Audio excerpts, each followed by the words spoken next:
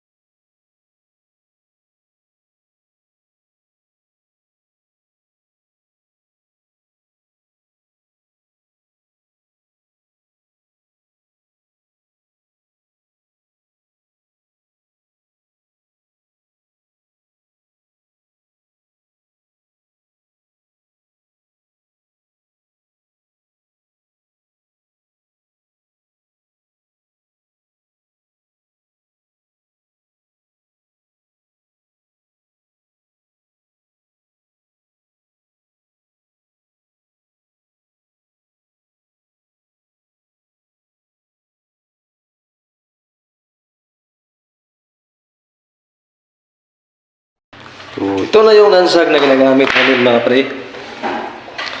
Yan, kung makikita nyo. Island Epoxy. Ito na yun. So, gaya na ibang lansag mga pre, two component ito. E and B. Kita ko sa inyo yung laman mga pre. Ito. Ito yung lansag epoxy. So, ito yung E. So, tapos, ito yung hardener. Yan. So, ang gamit nito mga pre, sa pagdukot o pagkuha nito, kailangan mayroon ganito. Scraper. Kailangan dalawa. Ito. Isa. Kasi pag isa lang yung spatula mo na kinukuha dyan, may tendency na titigas yung isa dyan kasi hindi yan pwede magkahalo, lalo na pag hindi mo pa ginagamit. So, kailangan talaga dito dalawa. Yan, isa dito, isa rin dito sa B. So kanina umaga mga pre, simula na namin to mag-apply ng lansag. So pakita ko sa inyo ngayon mga pre.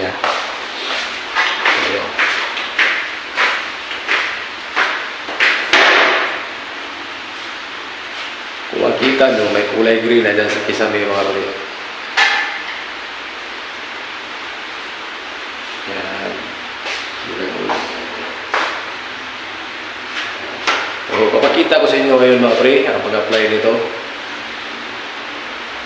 Kung paano. So, kung makita nyo dito ngayon mga pre, dito ko ngayon sa ibabaw ng sampaan namin. Ayan. Dito ko sa ibabaw ng sampaan. So, ito na yung kisame na applyan namin ng lansag. Ayan. So, mas maganda yung kisame na may ganito talaga. Ayan. Para paghagod mo ng ganyan, papasok talaga yung lansag dito. Dito, papasok talaga yan. dito sa mga dugtungan nila. Tapos pagpapasok na yung lansag dito mga pre, kung makikita nyo dito, yung applyan namin, ayan, humupa. Humupa yan. Yan, humupa na. So pag humupa na yung lansag mga pre, ibig sabihin nun, andun na yun sa ilalim. Nakadikit na yung lansag sa metal paring. Ayan o. Yan o, humupa na. Tapos pag humupa na yan, pag matuyo, may apply din tayo dyan para mawala yan. So yan yung next na papakita ko sa inyo. Ayan o, humupa yan. Ayan. So, ang kagandahan lang ng lansag na ito mga pre, hindi siya bumubukol. Yung iba kasi kung sa baga tumatagas, nahuhulog pag lalo na pag ganito nakalaki yung dugtungan. Yan. Ito. At isa rin sa kagandahan nito mga pre, sa lansag na to, yung epoxy, hindi na kami gumagamit ng tubig para pang-reduce. Diretso na namin to gamitin. Diretso na namin to halo. Yan, diretso na namin apply sa dugtungan. So, kagaya nito.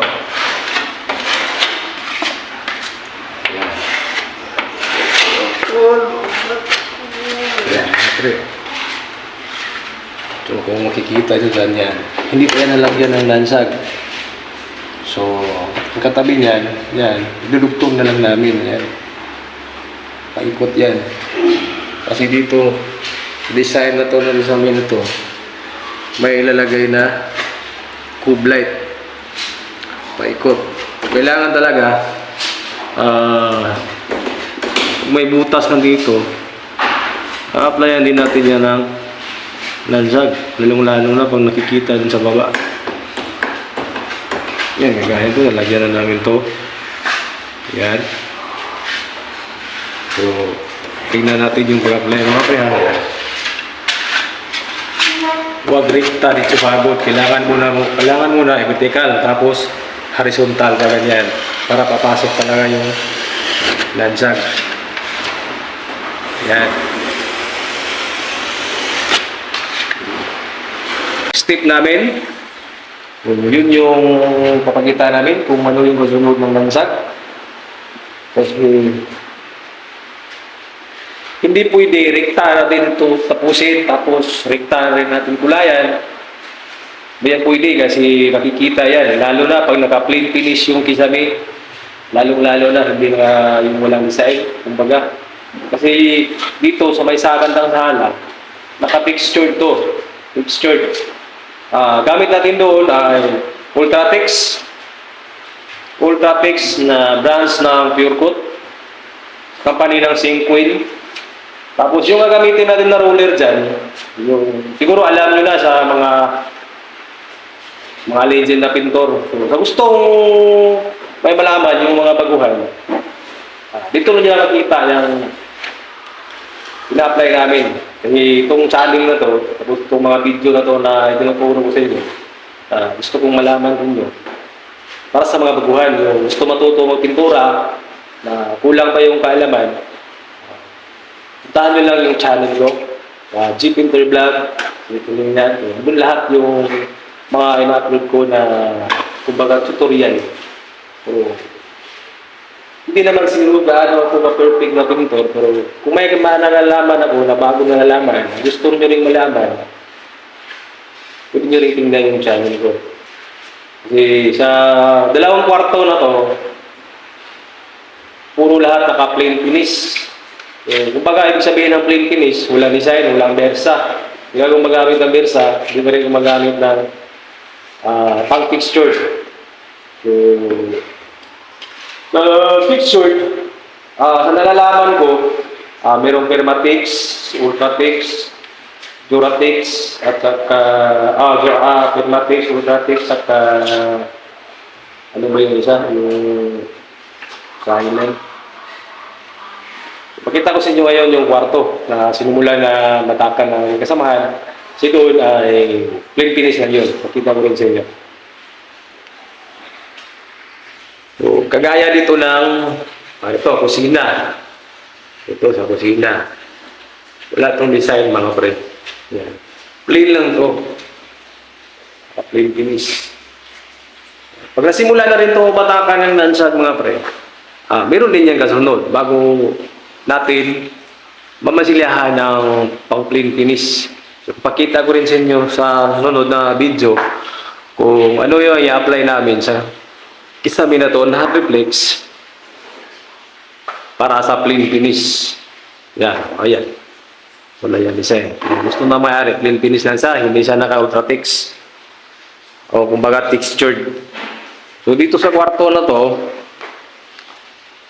dito yung samahan ko. Simula na rin siya magbata.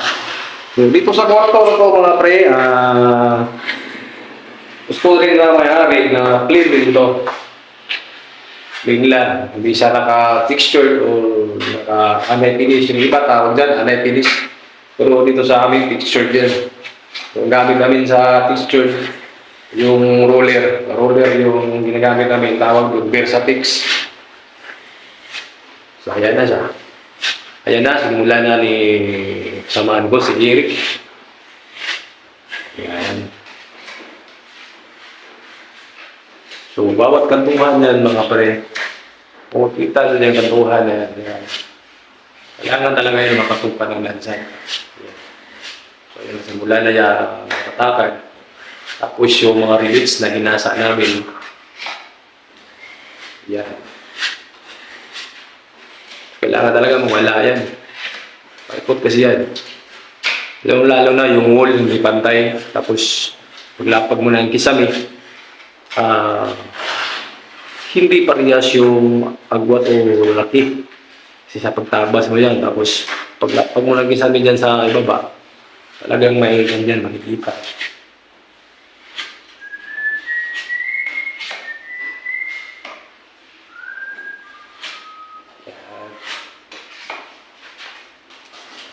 So, yun lang muna mga pre sa next update natin sa pangatlong araw siguro o pang-apat na araw maka-apply na kami ng kasunod ng lansag. Kasi kailangan muna namin ito patuyuin. Bago namin applyan kung ano i-apply namin. Pakita rin namin sa inyo yun. Kasi pag humupa na yung lansag na yan, pag humupa, may kasunod pa kami lalagay. Bago namin i-finish talaga para maganda tingnan. So, shoutout pala sa ating kaibigan na isang Pilipino na nandun sa labas sa ibang bansa na bumisita rin sa ating channel. Nandun siya sa KSA. Shoutout sa iyo, Color Mix TV. At saka sa kaibigan ko rin na isa ring vlogger na nagpa-shoutout sa akin. Shoutout sa iyo, Janjan Soy Vlog. Ingat kayo palagi kung saan pinaroon at lalong-lalo sa iyo, Color Mix TV. Ingat ka dyan kung anong yung trabaho mo. At salamat na rin sa pagpapanood. At huwag kalimutan mag-subscribe sa ating channel sa mga baguhan sa gusto matuto. Please do subscribe my YouTube channel. At huwag kalimutan mag-like din. Pakipindot na rin ang notification bell para ma-update kayo sa ating mga bagong video. Yun lang. God bless.